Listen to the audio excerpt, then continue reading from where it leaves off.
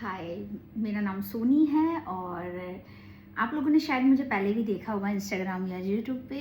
But 2026 ना सूर्य का साल है और मेरा मन हुआ क्यों ना इतने लोग जब इतना सब कुछ बोल रहे हैं तो मैं भी थोड़ा सा आध्यात्मिक होके देखूं। तो मैं ऐसा कुछ भी आप लोगों को इन्फ्लुएंस नहीं करने वाली, ऐसा करो वैसा करो, ये टोटका करो, लौंग डालो, इलायची करो, फलाना ढिमकाना।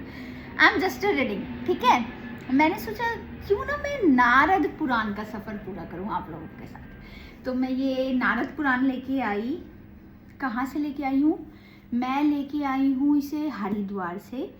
और इसमें लिखा है सचित्र मोटा टाइप केवल हिंदी, मतलब कि आपको हरिद्वार में मिल जाएगी अगर आप जाओगे तो। ये गीता प्रेस गोरखपुर की है। तो मैंने सोचा क्यों ना मैं नारद पुराण आप लोगों के साथ मिलके पढूं, मतलब मैं पढूं। और कई ऐसे लोग हैं जो अपनी लाइफ में इतने बिजी हो गए ना कि उनको पढ़ने का टाइम ही नहीं मिल पा रहा है। मैंने सोचा क्यों ना मैं डेली का एक चैप्टर पढूं, डेली की एक रीडिंग करूं, एक पेज की। मुझे भी समझ में आ जाए, मेरे थ्रू क्या पता कोई सुने तो उसे भी समझ में आ जाए, मेरा भी कुछ धर्म का काम हो जाए आप लोगों की आशीर्वाद से।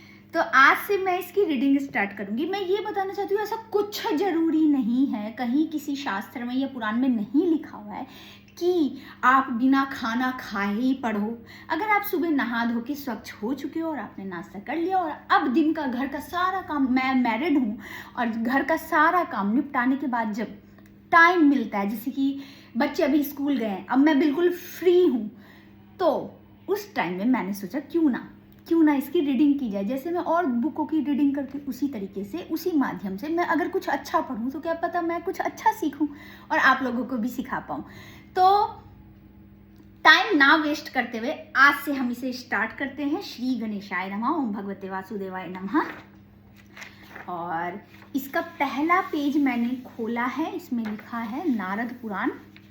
त्वमेव माता च पिता त्वमेव बंधु सच सखा त्वमेव विद्या द्रविणम त्वमेव सर्वम मम देव देव। ये इसका पहला पेज था जिस पे ये लिखा हुआ था। मैंने पेज टर्न किया और इसमें निवेदन लिखा हुआ है, विषय सूची लिखी हुई है। तो मैं एग्जैक्टली टाइम ना वेस्ट करते हुए इसके पेजेस निकालती हूँ और जहाँ से ये स्टार्ट हो रहा है वहाँ से मैं पढ़ना शुरू करती हूँ। ये इस पेज को आज मैं पढ़ूंगी। तो आज से मैं ये पेज पढ़ना स्टार्ट कर रही हूँ। और ये इतनी मोटी किताब जो है जिसे हम पुराण कहते हैं, इस पुराण को मैं पूरा कंप्लीट करूँगी अपने इस चैनल के माध्यम से आप लोगों के साथ मिलके, ठीक है। तो आज मैं स्टार्ट कर रही हूँ। ओम श्री परमात्मने नमः, श्री गणेशाय नमः, ओम नमो भगवते वासुदेवाय। श्री नारद महापुराण पूर्व भाग प्रथम पाद। मेरी हिंदी और रीडिंग तो इतनी अच्छी नहीं है, बट मैंने सोचा इसी बहाने मेरी रीडिंग भी अच्छी हो जाएगी, हिंदी भी अच्छी हो जाएगी और संस्कृत भी अच्छी हो जाएगी। तो अगर पढ़ने में कोई त्रुटि हो जाए, कुछ गलत बोल दूं, तो इसको आप बिल्कुल भी अपने निजी उस पर मत लीजिएगा। मैं रीडिंग कर रही हूँ, इस दौरान मुझसे गलतियाँ भी हो सकती है। इसलिए कहा गया है शायद शास्त्रों में, जो किसी भी पुराण को कम से कम 3 बार पढ़ना चाहिए, क्योंकि पहली बार में तो हम क ट म ट करके तोड़ के पढ़ना सीखते ही हैं। दूसरी बार में हमें वो अच्छे से समझ में आने लगती है, तीसरी बार में पूर्णता रूप से हमें वो समझ में आने लगती है। इसलिए किसी भी पुराण को 3 बार कम से कम पढ़ना चाहिए। तो अभी तो मैंने पहली बार ही शुरुआत की है इसकी, तो नारद पुराण की आज से शुरुआत कर रही हूँ मैं और मैं पढ़ना स्टार्ट कर रही हूँ। सिद्धाश्रममें शौनकादि महर्षि योका सूत जी से पक्ष तथा सूत जी के द्वारा नारद पुराण की महिमा और विष्णु भक्ति के महात्म्य का वर्णन। ओम वेद व्यासाय नमः, नारायणं नमस्कृत्य नरं चैव नरोत्तमं देवीं सरस्वतीं चैव ततो जय मुदीरयेत्। भगवान नारायण नरश्रेष्ठ नर तथा सरस्वती देवी को नमस्कार करके भगवदीय उत्कर्ष का प्रतिपादन करने वाले इतिहास पुराण का पाठ करें। वंदे वृंदावनासी नमिंदरा नंद मंदिरम उपेन्द्रम सानंद्र कारुण्यम परानंदम परात परम। जो लक्ष्मी के आनंद निकेतन भगवान विष्णु के अवतार स्वरूप हैं, उसे सहस्त्रयुक्त करुणा की निधि परात पर परमानंद स्वरूप पुरुषोत्तम वृंदावनवासी श्री कृष्ण को मैं प्रणाम करती हूँ। इसमें करता हूँ लिखा है, आप करती हूँ भी बोल सकते हो। ब्रह्मा विष्णु महेश शाख्यम संस्याशाम लोक साधका तमादिदेवम चिद्रूपम विशुद्धम परम भजे। ब्रह्मा विष्णु तथा शिव जिसके स्वरूप हैं तथा लोकपाल जिसके अंश हैं, उस विशुद्ध ज्ञान स्वरूप आदिदेव परमात्मा की मैं आराधना करती हूँ। नेमिषारण्य नामक विशाल वन में महात्मा शौनक आदि ब्रह्मवादी मुनि मुक्ति की इच्छा से, इसमें बात हो रही है नेमिषारण्य नामक, मतलब कि नेमिषारण्य नामक एक विशाल वन में, एक बड़े से वन में महात्मा शौनक आदि ब्रह्मवादी, महात्मा शौनक नाम के आदमी थे और ब्रह्मवादी मुनि मुक्ति की इच्छा से तपस्या में मग्न थे। उन्होंने इंद्रियों को वश में कर लिया था, उनका भोजन नियमित था, वे सच्चे संत थे और सत्य स्वरूप परमात्मा की प्राप्ति के लिए पुरुषार्थ करते थे। आदि पुरुष सनातन भगवान विष्णु का वह बड़ी भक्ति से यजन पूजन करते रहते थे। उनमें ईर्ष्या का नाम नहीं था, मतलब कि उन लोगों के अंदर में ईर्ष्या का कोई नाम नहीं था। जो नेमिषारण्य और उनका शौनक महात्मा जो थे, ब्रह्मवादी मुनि जो थे, जो तपस्या में लीन थे, उनके अंदर ईर्ष्या का कोई भी मतलब कि नामो निशान नहीं था। और वो लोग जो थे अपनी इंद्रियों पे कंट्रोल कर चुके थे, इंद्रियों में वो इतना कंट्रोल कर चुके थे, जो उनका भोजन नियमित था, मतलब कि आहार नियमित करना, दिन में एक बार आहार करना, इतना नियमित करना। वो सच्चे संत थे और सत्य स्वरूप परमात्मा की प्राप्ति के लिए पुरुषार्थ करते थे।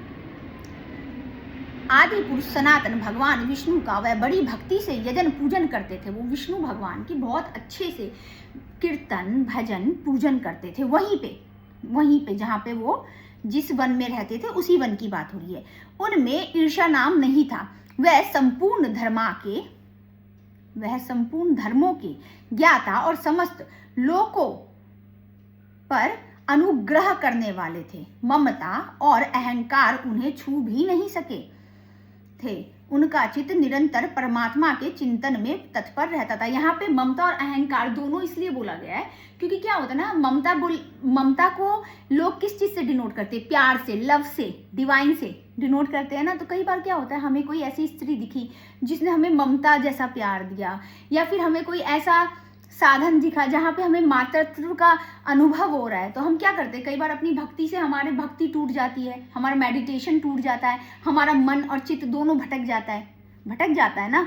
तो क्या होता है, आप कई बार देखो घर में भी आप पूजा कर रहे होगे, लेकिन अगर कोई अच्छी बातें कर रहा होगा, या एक माँ किसी बच्चे को सुला रही है, उसकी लोरी की आवाज़ आ रही होगी, या फिर एक माँ किसी को खाना खिला रही है, उसके डांटने की, प्यार करने की, इस तरीके की आवाज़ आ रही होगी, या फिर घर में किसी का बात विवाद चल रहा होगा, उसकी आवाज़ आ रही होगी, तो हमारा मन कितना भटक जाता है। हम कर पाते हैं पूजा?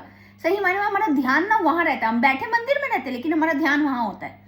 तो इसमें बस इतना सा ही इस चीज़ को इसलिए जोड़ा गया, इसमें ये बताया गया ममता और अहंकार, मतलब कि प्यार भी, ममता को प्यार से डिनोट किया गया है, प्यार भी और अहंकार, मतलब इन दोनों में से कुछ भी चीज, ईगो भी और लव भी उन्हें छू ही नहीं पा रही थी। ठीक है, वो अपने चित्त को, मतलब अपनी इंद्रियों को इतना कंट्रोल करके बैठे हुए थे उस तपस्या में।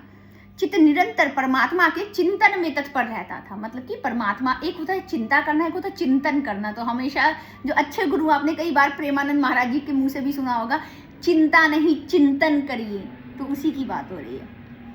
वह समस्त काम नाओं का त्याग करके सर्वथा निष्पाप हो गए थे। उनमें शम दम आदि सद्गुणों का सहज विकास था। काले मृग चर्म की चादर, अच्छा, सहज विकास था। काले मृग चर्म की चादर ओढ़े सिर पर जटा बढ़ाए तथा निरंतर ब्रह्मचार्य का पालन करते हुए वह महर्षिगण सदा पर ब्रह्मा परमात्मा का जप एवं कीर्तन करते थे। सूर्य के समान प्रतापी धर्मशास्त्रों का यथार्थ तत्व जानने वाले वह महात्मा नेमी शारण्य में तप करते थे। उनमें से कुछ लोग यज्ञों द्वारा यज्ञपति भगवान विष्णु का यजन करते थे। बोलो श्री कृष्ण गोविंद हरे मुरारी, हे नाथ नारायण वासुदेवा। तो आज का मेरा ये जो पृष्ठ है, पहला पेज, ये कंप्लीट हुआ। मैंने इस पहले पेज की रीडिंग की, जितना मुझे समझ में आ रहा था उतना मैंने आप लोगों के साथ डिस्कस किया। अगर आप लोगों को कुछ ज़्यादा इससे समझ में आया तो आप मुझे कमेंट जरूर कीजिएगा, जो इसका मतलब ये नहीं मैडम ये होता है। और मैं जानती हूँ मेरी रीडिंग बहुत ख़राब है, तो किसी ने बोला बुक की रीडिंग करने से आपकी रीडिंग बहुत अच्छी हो जाएगी। तो मैंने सोचा क्यों ना कोई ऐसी बुक का चुनाव किया जाए जिससे मैं कुछ सीखूं भी, थोड़े से धर्म से जुड़ भी जाऊं। तो मैंने इसलिए इस पुराण को चुना अपने लिए। आप भी अपने जीवन में अगर अपनी रीडिंग को अच्छी करना चाहते, अपनी स्किल्स को डेवलप करना चाहते, तो आप भी कुछ ना कुछ आप जिस भी हिंदू मुस्लिम सिख ईसाई आपस में सब भाई भाई, तो आप जिस भी कास्ट से बिलोंग करते हैं, आप अपनी कोई धार्मिक किताबों को पढ़ना स्टार्ट कीजिए। इससे आप देखोगे आपकी लाइफ में बहुत सारी चेंजमेंट आ रही है। अब मेरी लाइफ में इससे क्या चेंजमेंट आएगी मैं आप लोगों के साथ ज़रूर डिस्कस करूँगी। फिलहाल मैंने ये एक पेज पढ़ा है, आशा करती हूँ आप लोगों को अच्छा लगा होगा। कल मैं आप लोगों से फिर मिलूंगी सेकंड पेज के साथ।